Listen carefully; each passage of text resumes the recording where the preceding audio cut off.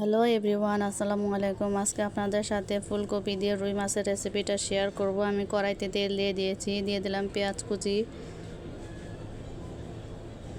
তো পেঁয়াজটা ভালো মতো ভেজে নেব। তো দিয়ে দিচ্ছি রসুন বাটা, দিয়ে দিচ্ছি আদা বাটা, দিয়ে দিচ্ছি লবণ। তো ভালো মতো ভেজে নেব। ভাজা শেষ, আমি এখানে পানি দিয়ে দিয়েছি মশলা কষানোর জন্য। দিয়ে দিচ্ছি মরিচ গুঁড়া, দিয়ে দিচ্ছি হলুদ গুঁড়া, দিয়ে দিচ্ছি ধনিয়া গুঁড়া। তো মশলাটা ভালো মতো কষানো শেষ। এখন আলু কেটে রেখেছিলাম আর কপির ডাঁটা, ওগুলো দিয়ে দিচ্ছি। তো ওগুলো কষিয়ে নিচ্ছি ভালো মতো। কষানো শেষ, দিয়ে দিচ্ছি পানি। আমি আগে থেকে ফুলকপিগুলো একটু গরম পানিতে ভাপ দিয়ে নিয়েছিলাম, তো ওগুলো দিয়ে দিলাম।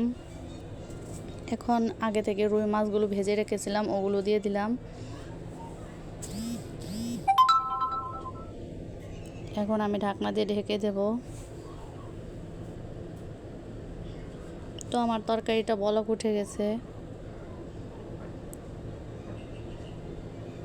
তো আমি আবার ঢেকে দিলাম। তো এখন আমি কিছু কাঁচা মরিচ আর ধনিয়া পাতা দিয়ে দিব।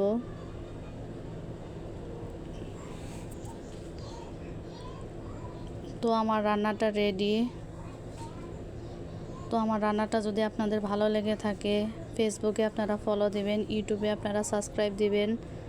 তো আমার রান্নাটা এতক্ষণ দেখার জন্য আপনাদেরকে অসংখ্য ধন্যবাদ। সবাই সুস্থ থাকবেন, ভালো থাকবেন।